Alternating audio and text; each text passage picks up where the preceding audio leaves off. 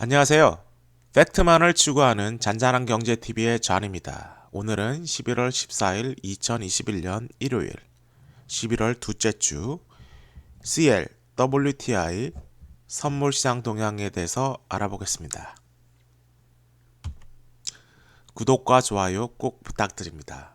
옵션에서 재생 속도를 조정하실 수 있습니다. 유튜브에서 키워드 WTI, 원유, 매매, 투자, 원자재를 치시면 제 영상이 뜹니다. 이 영상은 교육용 컨텐츠입니다. 저번 주 WTI 가격을 보겠습니다. 물론 여기 WTI 가격이 조정을 받았는데 현재 85불, 86불 중반에서 가격이 하락을 합니다. 이 가격을 하락하는 이유는 이 단실 안에 가격이 급하게 상승을 한 이유도 있지만 수요일 수요일 페드에서 연준에서 채권 발행, 채권 매입 축소, 그리고 이자율 2022년 하반기에 인상 예정. 현재 11월부터 6월 20일 약 8개월 남았죠. 6월 30일이니까 8개월 정도에 이제 물가 상승률과 경제 상황에 따라서 가격을 올리고, 그러니까 이자율을 올리던지 유지를 하겠죠. 현재 1년 차트를 보시면 2021년 약 45불 정도의 가격이 있다가 지금 거의 85불, 거의 뭐 두 배는 아니더라도 굉장히 90% 이상 정도의 가격을 상승을 했죠. 그리고 현재 이 가격이 8월 16일 정도입니다. 이때와 이때를 보시면 이게 1번이라고 하면 1번은 연준이 이러한 상황을 하겠다고 말을 했고, 여기를 2번이라고 보면 채권 매입 축소 시사를 했기 때문에 또 가격이 하락을 합니다. 이게 8월 16일 날 저점을 찍고 8월, 7월 말, 8월까지 계속 그 얘기를 하고 결국은 내려갑니다. 그리고 이쯤에서 중국이 대규모 원유 구매를 하겠다고 사우디 중동 국가에 타전을 하죠. 타전을. 그랬기 때문에 현재 저 같은 경우는 원유 주식을 이쯤에 팔았습니다. 매도를 했는데 비중을 굉장히 축소를 많이 했어요. 좀 아쉽긴 한데 가격이 올랐을 때, 최고로 올랐을 때 팔고 나왔어야 되는데 그러지 않고 좀 떨어진 다음에 팔고 나와서 좀 아쉽습니다. 뭐 여러분들은 다들 차익을 제대로 실현하셨기를 바랍니다. 결국은 여기는 차익을 실현하는 구간, 그리고 연준이 달러 이제 강세로 인해서 원유 가격이 또 하락하는 상황. 현재 여기 보시면 8월 달 정도부터 연준에서 채권 매입 축소를 시사를 했고, 그로 인해서 가격이 하락을 했다. 아무 확실한 답변이 없자 계속 상승을 하고, 또 천연가스와 뭐 석탄의 여러 가지 에너지난으로 인해서 가격이 덩달아 상승을 한 거죠. 가솔린 가격입니다. 뭐 가솔린 가격도 지금 이거는 도매 가격입니다. 소매가 아니라 주유소에서 이런 가격으로 넣을 수가 없습니다. 그거는 1년 전에 가능했고 현재는 거의 1불에서 1불 50 정도 올랐습니다. 가격이 현재 미국 평균 갤론당 갤론이죠. 갤론당 지금 가격이 3불 41 이렇게 올랐습니다. 그 원유랑 거의 비슷한 그런 곡선을 보여주고 있고 지금 원유도 여기서 캡을 했고 가솔린도 여기서 캡을 했고 여기서 지금 하락을 좀 하고 있는 상황인데 앞으로 어떻게 대처하냐에 따라서 가격이 상승할 수도 있을지 하락할 수 있을지 아니면 계속 박스권에서 움직일 수 있는지 지켜봐야 될 것 같습니다. 예, 그러면 세계 중앙은행 금리와 채권 동향에 대해서 보겠습니다. 현재 연준이 채권 구매 축소를 발표를 했고 그리고 2020년 하반기에 이자율을 상승할 거라고 말을 했죠. 이런 발표가 있기에는 CPI 10월 6.2% 상승을 했기 때문에 결과적으로 심리적으로 이자율을 올리겠다는 말을 하지 않으면 그리고 테이퍼링을 하지 않다고 하면 시장의 불안감이 더 크기 때문에 사전에 이렇게 말을 했죠. 늦지만 앞으로 8개월이 남았습니다. 이자율을 그 전에 올릴지 그 후에 올릴지 지켜봐야 될 것 같고요. 그리고 뱅크 오브 잉글랜드 BOE는 이자율을 동결했습니다. 그리고 ECB 유럽 중앙은행도 이자율을 동결했고 채권 구매 축소를 발표했습니다. 뭐 같은 날 발표된 게 아니라 제가 원유 영상을 한 4개월 만에 영상을 올리잖아요. 그 와중에 제가 일어났던 얘기를 말씀드리면서 왜 달러 인덱스가 강해졌는지 그거를 말씀드린 겁니다. 그리고 유럽 중앙은행 총재인 크리스티나 총재는 2024년경에나 이자율을 올리겠다. 그리고 서구권에 있는 나라 중에선 국가에서는 가장 마지막에 이자율을 올릴 것이다. 이렇게 발표를 했습니다. 그렇기 때문에 이 발표가 있는 상황이 이제 미국 US 달러가 상승을 한 거죠. 그로 인해서 유로가 이제 뒤에서 설명을 해드리겠지만 유로가 상대적으로 비중이 큰 달러 인덱스에서는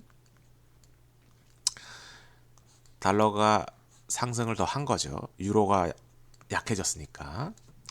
그리고 뱅크 오브 재팬 같은 경우는 마이너스 1% 여기 보시면 10년 채권 마이너스 0.1%입니다. 현재 터키 같은 경우는 일주일간 리포 은행 간에 돈을 빌려줄 수 있는 그 금액이죠. 18% 이자율이었는데 16%로 하락을 했습니다. 거꾸로 가고 있는 거죠. 지금 터키는 터키에 문제가 있습니다. 그로 인해서 터키 리라가 달러에 비해서 3% 하루 빠졌습니다. 인플레이션이 굉장히 심한 거죠. 그리고 폴란드 같은 경우는 물가 상승률이 6.8%로 미국보다 훨씬 더 높았고 그리고 중앙은행이 1.25%로 상승을 했습니다.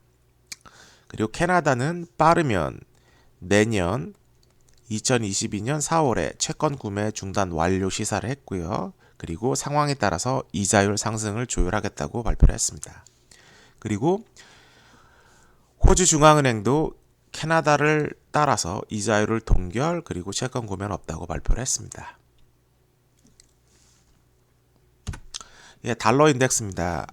앞에 슬라이드에서 말씀드린 것처럼 현재 달러와 크루드 오일이 이 색깔이고요. 녹색이 하늘색 그리고 녹색이 달러 인덱스입니다.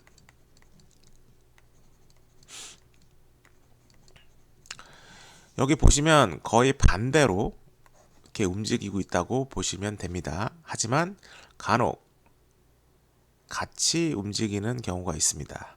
그거는 주의해서 보셔야 되겠고요. 현재 여기서 그리고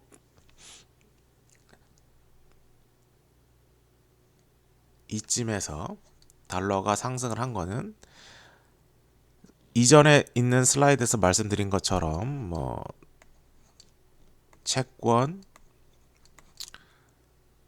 매입 축소, 그 다음에 이자율 상승, 타임라인을 준 거죠. 그 다음에 채권 축소, 매매, 이런 일로 인해서 하락을 상승을 했습니다. 근데 현재 달러 인덱스를 구성하고 있는 그 통화들을 보면 유로가 굉장히 높죠. 5.7 17.6%이기 때문에 결국은 유럽은행에서는 이자 동결이라는 말을 했고, 자산 뭐 채권 매입도 뭐 불투명하게 말을 했기 때문에, 그리고 마지막으로 금리를 인상할 거다 이런 말을 했기 때문에 달러가 상대적으로 강세가 될 수밖에 없죠. 뭐 미국 경제가 뭐 성장률이 높아서 그런 게 아니라 상대적으로 상승을 한 겁니다. 예, 그러면 미국 대 오펙 플러스입니다. 현재 원유 시장에서 원유 가격을 놓고 미국과 오펙의 차이, 그 시각의 시점의 차이가 굉장히 많은데, 미국 입장에서 한번 보겠습니다. 오펙과 8월 11일 바이든이 오펙 플러스의 증산을 요구합니다. 가솔린 가격이 1불 이상 올랐죠. 작년에 비해서 8월 10일을 기준으로 보면, 그리고 11월 14일 가솔린 가격은 미국 평균 3달러 41센트입니다. 갤론당. 그리고 커싱 오클라호마 저장량이 최저입니다. 그리고 전략적 원유 비축량을 방출했습니다. 그리고 더 방출한다는 얘기가 있죠. 그리고 원유 수출 금지. 6년 전에 원유를 30년 동안 40년 동안 수출을 못하다가 수출을 풀었는데, 그 제한을 6년 만에 또 금지를 하겠다는 사람들이 나타났습니다. 11명의 의원들이고 11명의 세네러고, 북동부 지역 뉴잉글랜드, 그 다음에 펜실베니아, 여기 있는 민주당 소속 세네터들이 11명이 지금 요구를 지지하고 있습니다. 현재 SPR 방출로 인해서 일시적인 가격이 하락을 하지만 장기적으로 가격은 상승할 거고, 만약 원유 수출 금지가 현실적으로 희박하게 이루어질 건 희박하지만 장기적으로 WTI와 브렌트의 가격 차이로 인해서 오히려 미국 경제에 안 좋습니다. 그럼 오펙 플러스의 입장을 보겠습니다. 오펙 플러스 같은 경우는 미국 증산을 요구를 무시하고 있고요. 지금은 5개월 정도 됐고요. 그리고 이제 매달 40만 배럴씩 증산을 계속 하겠다. 그리고 현재 가격 상승은 일시적인 부족 상태다. 4분기 10월부터 12월이죠. 그리고 내년 1분기 1월부터 3월은 공급 과잉 상태로 바뀔 거다. 그렇기 때문에 생산량을 증가시킬 필요 없다. 현재 75불, 80불, 85불 이 가격대가 괜찮다는 거죠. 오펙 입장에서는. 그리고 천연가스와 석탄에 비해 가격이 안정적이다. 덜 뛰었다는 거죠. 그리고 코비드로 인해서 지금 겨울철이기 때문에 독감도 불고 코비드도 이제 유행이 될 거다. 그렇기 때문에 불안하다. 그리고 중국과 인도에서 수요가 감소했다. 중국 입장에서는 지금 에너지를 가격이 높던 낮던 걸 떠나서 계속 사고 있는 상황인데, 그게 얼마나 갈지는 모르죠. 이 가격에 굉장히 부담을 느낄 수 있고 인도 같은 경우는 무역 적자를 내기 때문에 더 타격이 큽니다. 그리고 원유 예상 수요도 오펙에서 하향 조정을 했습니다. 이로 인해서 그렇기 때문에 증산을 할 필요 없다. 예, 그럼 이란과 미국과 핵 협상을 보겠습니다. 지금 이란과 미국 협약상에는 보통 지금 중국과 미국과 그리고 이란의 지금 이익이 조금 걸려 있습니다. 중국 입장에서 보면 이란산 원유를 현재까지 싸게 한 5불 정도 인도분 가격보다 가격을 싸게 사는 거죠. 스팟 프라이스에 약 50만 배럴을 매달 구입했고요. 그리고 중국은 미국산 LNG와 석탄, 기타 원자재를 구매하고 있습니다. 미국은 현재 이란과 핵 협상을 하는 동안에는 이란으로부터 석유를 수입한 나라, 여기선 중국이겠죠. 중국에 대한 제재를 지금 하지 않고 있습니다. 그냥 방관하고 있죠. 왜냐하면 협상을 할 때 이란과 필요치 않은 갈등을 원치 않기 때문에 그렇고요. 그리고 중국은 현재 미국과 바이든 대통령과 그리고 중국의 시진핑이 지금 전화로 연락을 긴밀히 하면서 이제 트럼프의 관세를 좀 철폐해달라, 중국 입장에선. 그러면 인플레이션도 둘 국가가, 중국과 미국이 인플레이션도 감소가 되고 그리고 양국의 고용 증대도 된다. 뭐 일리 있는 말이죠. 이제 어차피 국가 간의 세수는 관세로 인해서 증가하겠지만 실제로 물건을 사는 입장에 있는 소비자들, 국민들 입장에서는 가격이 더 오른 셈이죠. 그래서 물가 압력을 받는 거고, 그리고 미국은 경제적으로 또 중국이 필요합니다. 왜냐하면 원자재를 서로 사고 그리고 경제 협력을 해야 하기 때문에. 그리고 타이완 문제가 걸려 있어서 중국이 지금 미국한테 독립화에 쓸데없는 생각을 꿈을 꾸게끔 하는 제스처는 그만해라. 독립화 지원을 반대한 거죠. 그럼 미국은 적당하게 마무리해서 할 것 같습니다. 경제적으로나 정치적으로는 좀 다르게 놀고 있죠. 그리고 사우디 대신 미국 입장에서는 이란 석유로 품질 좋은 이란 석유를 받아야 되기 때문에 지금 노력 중입니다. 사우디가 안 되면 이란 석유라도 지금 써야 되는 상황이기 때문에 유가를 안정시켜서 가솔린 그리고 정제 제품 가격을 안정시켜서 물가 압력을 최소화해야 되죠.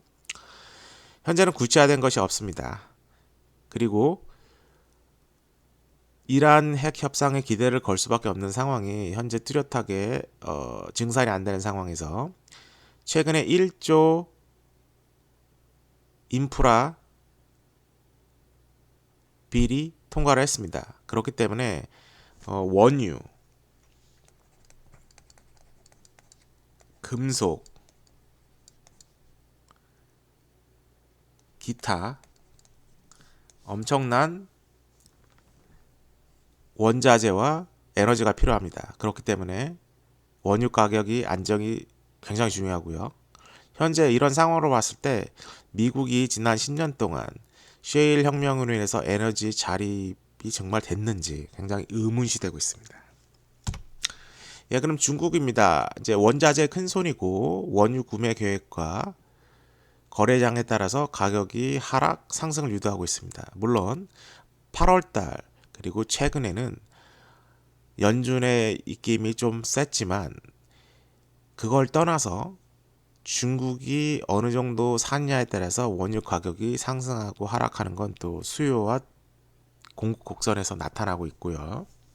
그리고 그게 선물 시장에 반영이 되고 있습니다. 물론 WTI가 아닌 브렌트에서 반영이 되고 있고요. 현재는 중국이 가격에 굉장히 부담을 느끼고 있습니다. 현재 이전에 슬라이드에서 보시면 8월 16일 날 가격이 하락을 쳤고 그때쯤 중국에서 대량 구매를 하겠다는 발표가 나왔습니다. 뭐 연준도 연준이지만 그렇기 때문에 중국은 70불 이상은 굉장히 부담스러워하고 60불에서 65불, 50불 후반에 굉장히 구매를 많이 하고 노력을 하고 있습니다. 그리고 9월 이후 원유, 천연가스, 석탄을 대량 구매 중이고요. 이는 전력난으로 인해서 그리고 CO2 이미션 문제로 인해서 지금 전 세계가 골치를 앓고 있는 상황이죠. 하지만 원유 가격은 여타 원자재에 비해서 가격이 상승이 덜합니다. 그리고 전략 비출량 방출을 했습니다. 미국 같은 경우는 원유를 방출했죠. 근데 중국은 정제 제품을, 운송 제품, 연료를 방출을 했습니다. 결국은 중국이 더 급하다는 얘기가 될 수 있고요. 또는 지도자의 추진력의 차이다. 왜냐하면 바이든 같은 경우는 에너지 정책이 명확하지 않습니다.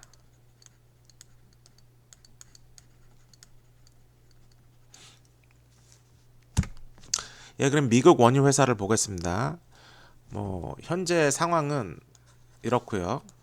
원유 가격이 87불 찍고 80불 초반, 그리고 가솔린은 3불 이상으로 지금 계속 고공행진을 하고 있고, 원유 재고량도 급감을 하고 있다. EIA에 따르면, 그리고 오펙에 따르면, 그리고 국제 에너지 기구를 통해서, 그리고 현재 미국이 할 수 있는 거는 요거밖에 없죠. 현실적인 선택. 그리고 이거를 정유 회사들이 받아서 생산을 하고 있습니다. 그러면 지금 미국 회사들의 반응을 보겠습니다. 8월 초순에 바이든이 오펙 플러스의 생산을 증산을 요구하죠. 생산량을 늘려달라. 근데 무시를 당하죠. 근데 그 와중에 미국 국내에서는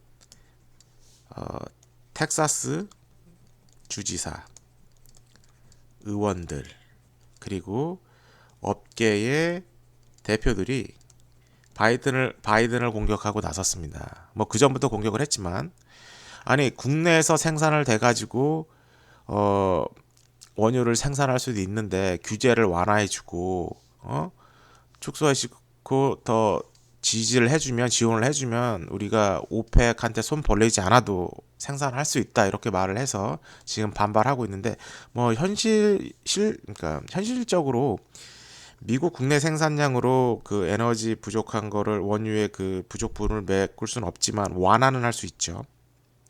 근데 국내 생산자를 무시하고 외국에서 지금 졸속 외교를 하고 있다고 지금 보여지는 겁니다. 그렇기 때문에 지금 우왕좌왕하고 있고요. 그리고 일부 기업의 생산 증가 계획이 있어도 뒤에 설명을 해드리겠지만 여러 가지 문제로 인해서 주춤하고 있다. 그리고 큰 회사들, 이런 회사들, 엑사모빌, 그 다음에 쉐브론, 프로젝트에 투자하기보다는 그냥 자사주 매입, 배당금 지급에 지금 초점을 맞추고 있죠. 이건 엘브리지 라인 5입니다. 요거는 제가 천연가스 영상에서 보여드렸는데 간단하게 설명을 해드리고 넘어가겠습니다.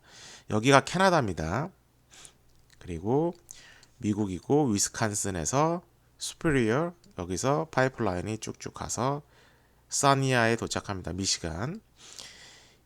여기에 있는 구간이 호수 바닥으로 파이프라인 연결이 돼서 운송이 되는데, 여기에 석유, 원유가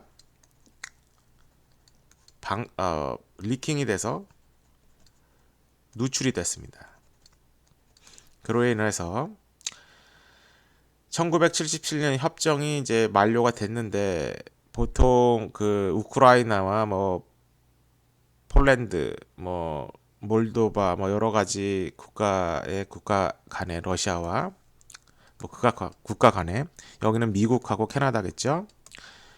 별로 이렇게 적극적이 않다가 결국은 엑스파이어가 되고 만료가 되고 다시 재협상을 해야 되는 상황입니다. 그 와중에 이런 일이 벌어졌고 4월달 5월달이죠. 5월달에 2021년 5월달에 민주당 소속 미시간 주지사인 윈머 이 아줌마가 엘브리지로 5월달에 송유 중지 명령을 내립니다. 스탑.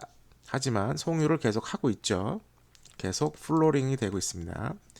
결국은 주 정부랑 한 회사가 이렇게 대립하는 게 아니라 연방 정부 그다음에 백악관이 개입을 해서 이 분쟁을 해결해야 됩니다.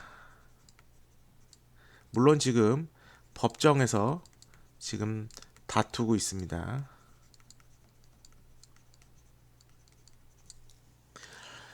약 54만 배럴 정도의 원유와 정제품을 지금 수입을 하고 있는 상황에서 지금 요거를 셔링다운 한다. 그러면 원유 가격과 가솔린, 디젤 가격이 폭등하겠죠. 이 오펙 플러스입니다. 오펙 플러스의 입장을 한번 보겠습니다. 현재 증산 계획은 유지한다. 그리고 추가 증산은 못한다. 이거는 회원국 간에 단일화된 결정이다. 뭐 사우디나 러시아의 그 큰 나라들의 결정이 아니라 모든 회원국가의 통일된 결정이다. 그리고 물가 상승 압력은 미국의 문제다. 내정 간섭하지 말라. 바이든을 무시하고 있습니다. 2020년에 4조 달러를 찍었습니다.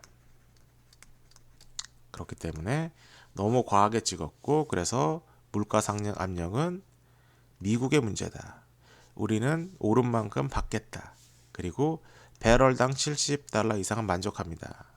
이런 말을 했습니다. 그 사우디 에너지 장관이 그런 말을 했고요. 물론 그 이상을 받아도 되지만 70달러 유지가 된다면 괜찮다. 이렇게 말을 했고요. 그리고 올해 하반기에 수급이 부족이지만 내년 1분기에 공급이 과잉될 거다. 그렇기 때문에 추가 증산은 할 필요 없다. 그리고 겨울철 수요 감소 및 코비드 변형자로 인해서 또 위축하고 있고 중국과 인도 수입량이 감소하고 있다. 그리고 이제 가격이 뭐 원유는 제도권이라서 제도권 통제가 되는 시장이기 때문에 천연가스와 석탄에 비해서 가격 상승이 적다. 뭐 이건 맞는 말이긴 하지만 미국이나 뭐 중국, 인도, 한국, 일본, 뭐 유럽 국가들 입장에서는 굉장히 가격이 많이 오른 거죠. 그리고 스윙 프로듀서는 사우디, 이라크, UAE, 쿠웨이트인데 이들 국가는 뭐 편차는 있겠지만 약 200만 배럴씩 하루에 증산이 됩니다. 그러니까 미국은 더 이상 스윙 프로듀서가 아니죠. 스윙 프로듀서는 가격이 상승했을 때 가격을 안정시킬 수 있는 여분의 생산 능력이 있는 나라들을 말하는데 지금 미국은 거기에 끼어 있지 않다. 물론 러시아도 포함이 되지 않고 있다. 결국은 오펙 플러스에 계속 의존을 해야 된다는 거죠. 결론입니다. 이제 80대 중반 이후 이제 가격이 이제 상승을 하다가 하락으로 반전을 했고 그리고 거기서 숨 고르기를 하고 있습니다. 물론 연준의 그 통화 정책과 그리고 단실에 너무 많이 상승했기 때문에 차익 실현을 위해서 그 큰손들 그리고 트레이더들이 매도를 한 거죠. 그리고 이제 수요는 하루 1억 배럴씩 증가를 했고 하지만 공급은 그에 비해서 1억 배럴을 맞추지 못하고 있습니다. 그래서 가격이 상승하는 거고 그리고 전 세계적으로 유가는 상승하고 있습니다. 더불어서 난방 및 전기 수급이 문제가 되기 때문에 천연가스, 석탄 공급 부족, 그리고 물류 문제로 가격이 폭등을 하고 있고요. 그리고 금속 제품 생산, 철광, 알루미늄, 구리 그런 것도 가격이 상승을 하고 있고, 그리고 현재 자원 빈공급, 지금 에너지 확보를 위해서 사활을 걸고 있고요. 그리고 오클라호마 큐싱 저장량은 급감소를 했고, 그건 사실의 팩트로 체크업이 됐고, 그리고 미국의 전략 원유 방출이 시작이 됐고, 비축분이, 그리고 원유 및 정제 수출을 금지. 요거는 11명이 추진을 하고 있다는데 현실적으로 좀 떨어지고, 미국에 장기적으로 도움도 안 되고, 그래서 미국이 할 수 있는 거는 요거밖에 없죠. 현재로선 국내적으로 생산량을 증가하려면 국내 원유 회사들한테 어느 정도 규제를 풀어줘야 되는데 그런 움직임도 없고, 지금 바이든 행정부의 에너지 정책이 대혼선, 그래서 규제 축소 및 유예 및 철폐가 필요하다. 이제 대규모 투자론이 이제 회의가 되는 거죠. 우선 재료도 없고 물류 문제도 있고,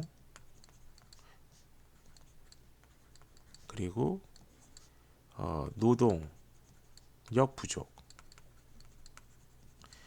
무슨 프로젝트를 실행할 때 이런 모든 기타도 있죠. 인적 자원, 물적 자원, 그리고 제때 배달이 돼야 되고, 이렇게 다 계획을 짜가지고 해야 되는데 지금 사람 구하기도 힘들고 재료비도 비싸고 그렇기 때문에 지금 주춤을 하고 있습니다. 그렇지만 드릴 릭은 상승을 했고요. 그리고 80대 초반에 지금 숨고르기를 하고 있습니다.